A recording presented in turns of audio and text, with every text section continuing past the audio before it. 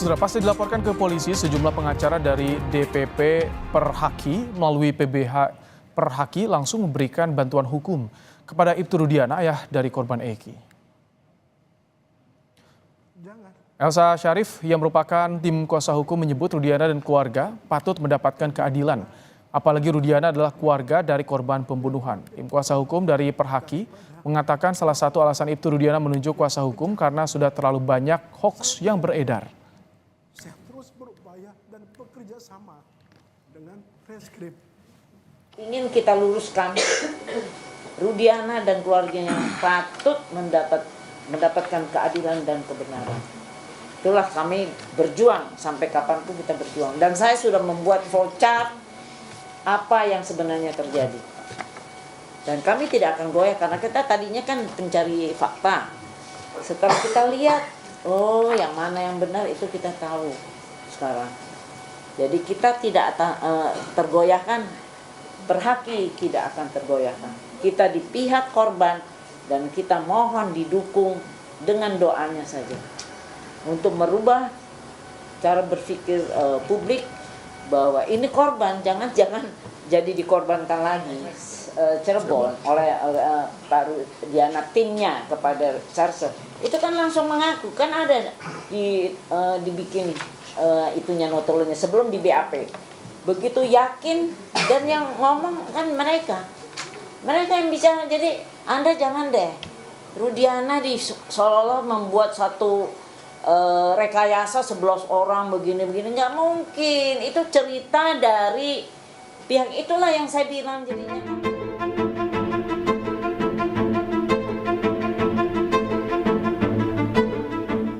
Kasus pembunuhan Vina dan Eki di Cirebon, Jawa Barat 8 tahun silam masih menjadi misteri. Setelah Peggy Setiawan dibebaskan dari status tersangkanya, kini salah satu saksi bernama Dede mengaku telah memberikan kesaksian palsu pada 2016 lalu. Dalam wawancaranya di kanal YouTube Deddy Mulyadi, Dede mengungkap jika kesaksian yang ia berikan kala itu adalah palsu dan keterangannya telah diarahkan oleh Aep yang merupakan saksi kunci kasus Vina dan Rudiana, ayah korban Eki yang juga merupakan seorang anggota polisi. Dede mengaku beberapa hari pasca pembunuhan Vina dan Eki, Aep meminta diantarkan ke Polres Cirebon untuk jadi saksi dalam kasus hilangnya nyawa Vina dan Eki. Menurut Dede, saat itu Aep meminta dirinya untuk turut pula bersaksi. Saya bingung, Pak.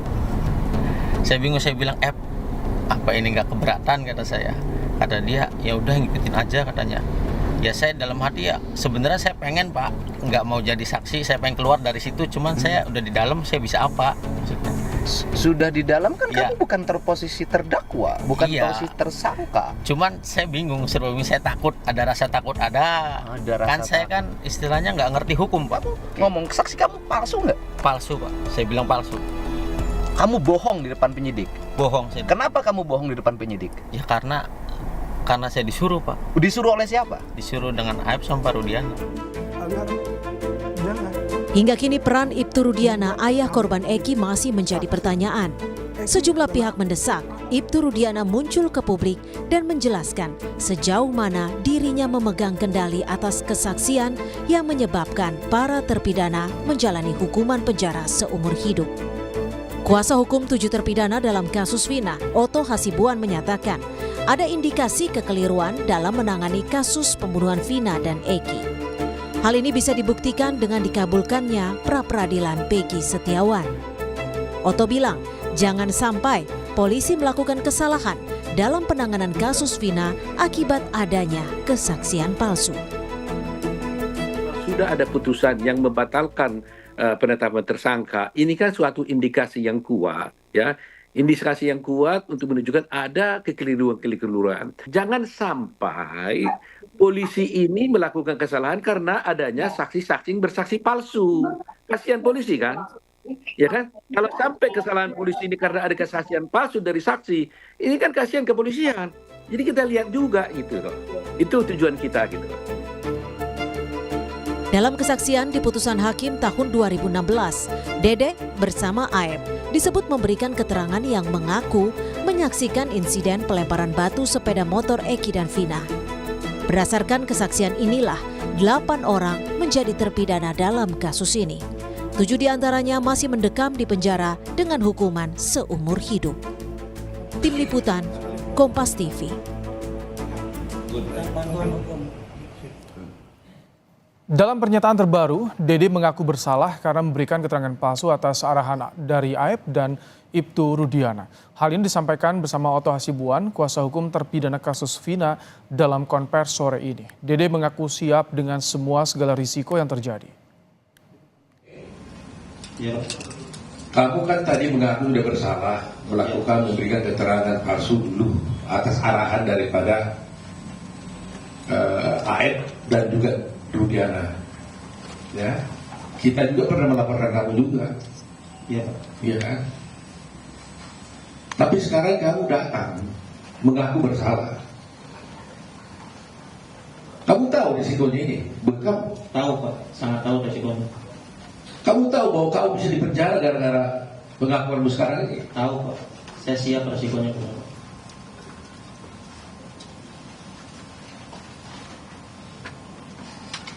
7 orang ini di dalam penjara gara-gara kamu. Iya Pak. Kamu bersedia nggak masuk penjara supaya 7 orang ini keluar? Sangat bersedia Pak. Yang penting intinya 7 terpidana itu saya mau keluar Pak, bebas.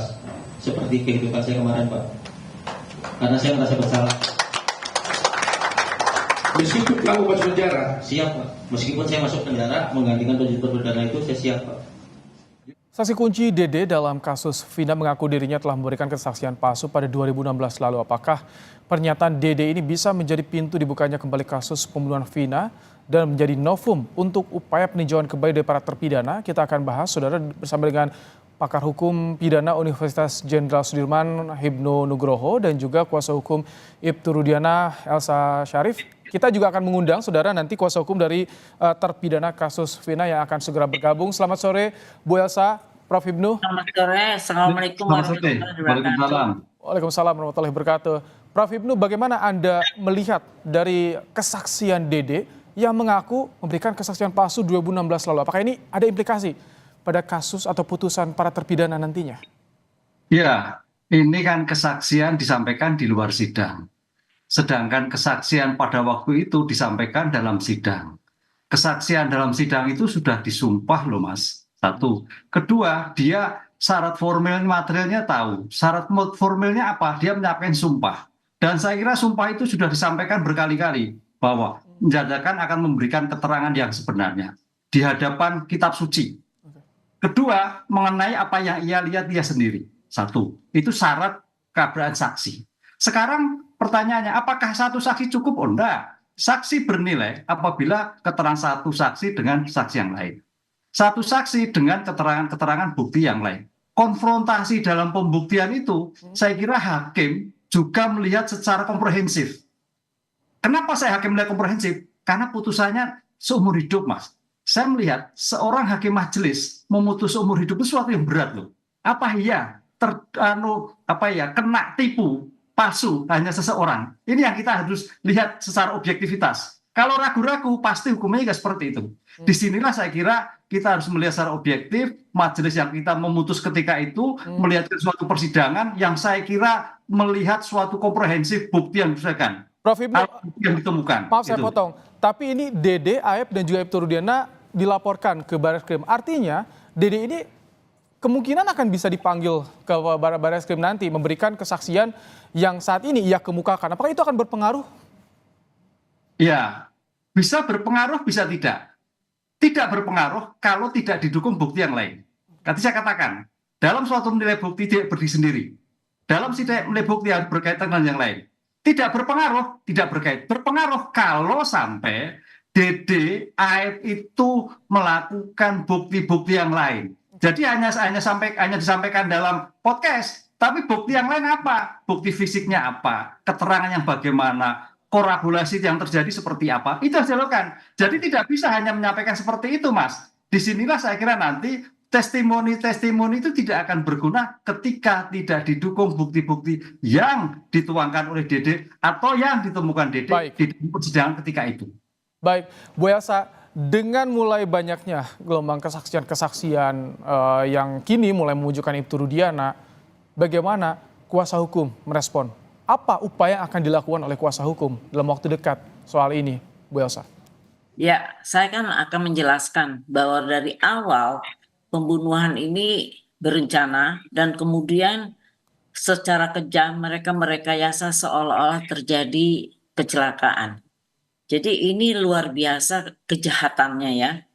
Dan kemudian sehingga sempat dikubur dulu tanggal 27 kejadian, tanggal 28 dikubur, setelah dipikir dilihat barang bukti, motor tidak ada yang rusak, helm sengaja dipakaikan juga bagus, handphone bagus. Jadi insting dari seorang penyidik bahwa dia melihat begitu hancurnya anaknya itu, rahang patah dan semuanya, gigi ambrol, kan kalau misalnya jatuh ya depannya aja yang hancur, belakangnya enggak. Ini muka, belakang, semua badan hancur ya, udah kayak dipukul kayak itu kondisi saat itu Bu Elsa ya? Iya, itu kan ada visum ya. Kita Jadi kan dengan banyaknya saat ini kesaksian yang bilang kalau mereka diarahkan oleh Ibtu Rudiana untuk kasus ini? Iya, kan kalau memang kan mereka, saya perbandingkan, sedangkan terdakwa terpidana aja waktu diperiksa di Polda Jabar disuruh rekonstruksi aja nggak mau, ya. Berarti ada didampingi lawyer, dia ada keberanian, tidak tertekan. Kemudian dia melakukan pra peradilan, kemudian ditolak, dia bersidang. Di sidang pun bikin eksepsi. Begitu itu dia bisa mencabut BAP-nya, ya. Itu terdakwa loh pada saat itu. Sekarang saksi itu menjelaskan dengan bebas di bawah sumpah. Itu yang bertanya eksaminasinya dari majelis 3 orang, udah itu asalnya berapa orang, lawyernya berapa orang. Dan bagaimana bisa mengatakan udah inkrah 8 tahun kemudian tiba-tiba rame-rame mengatakan. Tapi ketika mulai banyak di luaran keterangan-keterangan yang saat ini sudah mulai memojokkan Ibtu Rudiana, apakah Ibtu Rudiana mau untuk memberikan keterangan juga kepada publik atau siap akan dalam waktu dekat bersedia diperiksa oleh internal polisi pasca banyaknya saat ini kesaksian-kesaksian? Ya, sekarang saya sampaikan, Rudiana adalah seorang polisi aktif, tidak bisa sembarangan memberikan keterangan. Dan karena begitu banyaknya simpang siur cerita hoax ini yang menyudutkan dia, dan korban diputerbalikan menjadi sekarang seolah-olah dia jadi pelaku macam-macam, sehingga sudah minta izin kepada atasan untuk bisa menunjuk lawyer dan perhakilah yang mengambil alih ini untuk meluruskan permasalahan ini. Untuk itulah kalau bilang dilaporkan, ya mereka tuh baru melaporkan ke Mabes, tapi di Mabes kan ada prosedur yang panjang. Jadi kalau secara aturan tidak diperbolehkan untuk langsung bicara kepada publik soal ini untuk menjelaskan tidak apa bisa, karena ada humas. Ini peraturan dari Kapolri, nggak boleh. Itu dia terikat dalam peraturan Kapolri. Nah kemudian sekarang hari inilah kami mengsomasi baru 3 ya. Hari ini kita somasi Deddy Mulyadi, Dede dan Lingga Akbar untuk somasi untuk menarik pernyataan dia dan meminta maaf kepada disampaikan 3 somasi dari kuasa hukum Ibtu Rudiana. Prof Hipnu, dengan adanya sekelumit keterangan yang saat ini mulai memojokkan Ibtu Rudiana, sebetulnya kunci untuk bisa pengungkapan kasus ini dari mana sih saat ini? Apa yang harus dilakukan oleh Polri, Prof Hipnu?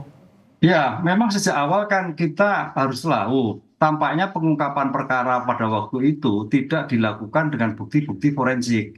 Dan itu, terutama CCTV. Ini kan yang simpang siur. Sehingga ketika 2016 itu kan ya Cirebon sudah maju lah ya. CCTV sudah ada, saya kira HP sudah ada. Ini yang tidak diketahui, sehingga perdebatan sekarang itu apakah ada perbuatan pidana atau tidak, apakah kecelakaan, apakah pembunuhan, itu yang Bu Elsa tadi seperti itu. Ini kalau didukung dengan CCTV ketika itu sudah selesai. Nah, disinilah carut marut pengakuan-pengakuan yang bertebaran di mana-mana itu membuat bingung semua. Tapi itu tidak bingung sebetulnya ketika kita dalam hal mendudukkan suatu perkara berkoridor pada sistem hukum.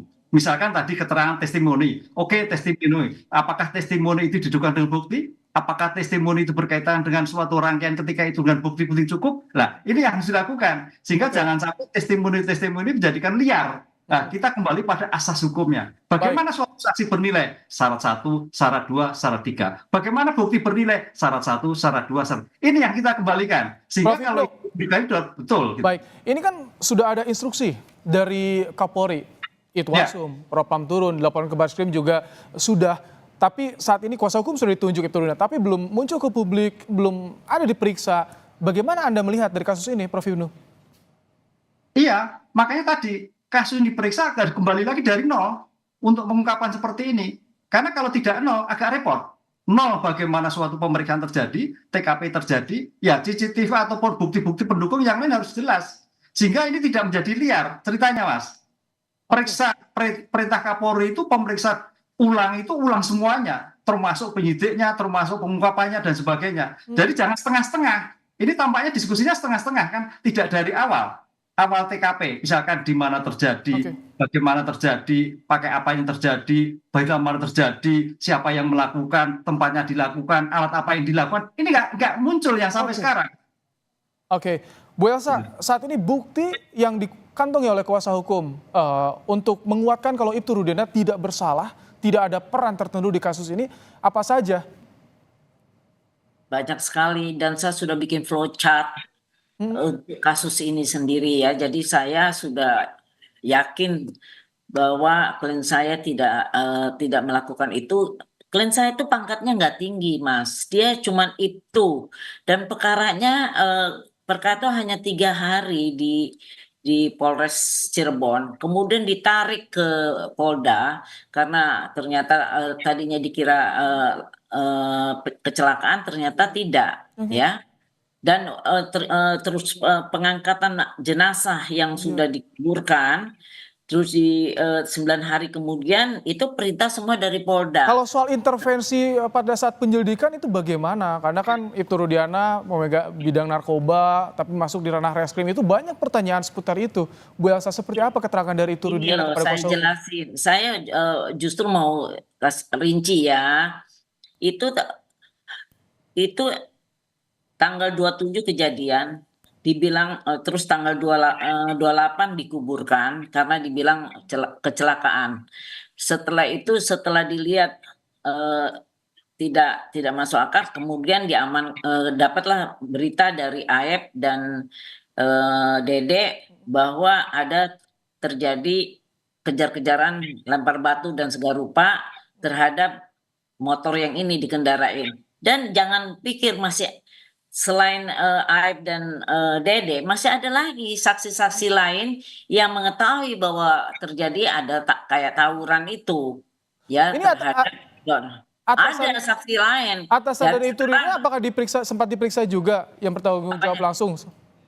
Saksi-saksi lain? Enggak, atasan Ibtu Rudiana yang menangani kasus saat itu, apakah juga pernah diperiksa juga internal oleh Polri? Kemarin ini kan diperiksa semua, asistensi dari Mabes Polri, Kompolnas, semuanya sudah turun, dan karena menerima dari banyak masalah-masalah viral ini, Rudiana sudah diperiksa di Propam. Tapi itu berdasarkan BAP 2016, Bu Elsa ya? Bukan, kan diperiksanya baru, jadi kan semuanya sudah diperiksa. Dan sudah dinyatakan Rudiana tidak menyalahi prosedur karena dia cuma sebagai pelapor. Dan juga di Polres Cirebon itu hanya 3 hari, kemudian ditarik di Polda. Seluruhnya adalah penyidikan di Polda. Nah, kita jangan bicara Rudiana aja ya, karena kalau dicabut sekarang ini kita sibuk mengamankan saksi-saksi kunci. Boleh dicabut satu-satu saksi kita, tapi kan tidak semuanya mau mencabut. Dan kemudian Baik. Kalau memang benar si Dede itu atau Lingga Akbar bilang dia memberi keterangan palsu, kan dia dalam keadaan bebas. Setelah itu kenapa baru sekarang dia baru nyambut-nyambut setelah Oke, viral? kami tangkap.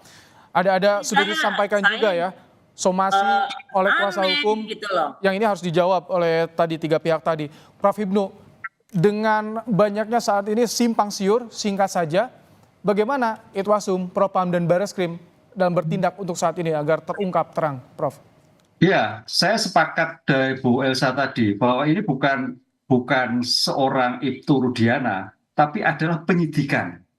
Penyidikan itu adalah institusi. Nah, itu. Siapa institusi yang dilakukan? Memang pada waktu itu mungkin Ibtu Rudiana. Ingat loh, seorang polisi itu adalah dalam konstitusi sebagai penegak hukum, sebagai pengayom, pelindung, penegak hukum. Sehingga pangkat apapun itu sebagai polisi. Nah, kebetulan ini polisi sebagai korban, kan gitu. Oleh karena itu, dengan pangkat apapun sebagai penegak hukum, wajib menyerahkan kepada penyidik yang berwenang. Oke. Nah, dalam hal seperti ini saya kira lembaga, siapa Polda Jawa Barat yang melihat bahwa sejauh mana profesionalisme penanganan perkara tersebut. Gitu Mas. Oke, kami tangkap. Terima kasih Ya. untuk pandangan Anda, Prof Hipnu, Bu Elsa Syarif. Terima kasih juga telah bergabung bersama kami di Kompas Petang sore hari ini. Terima kasih.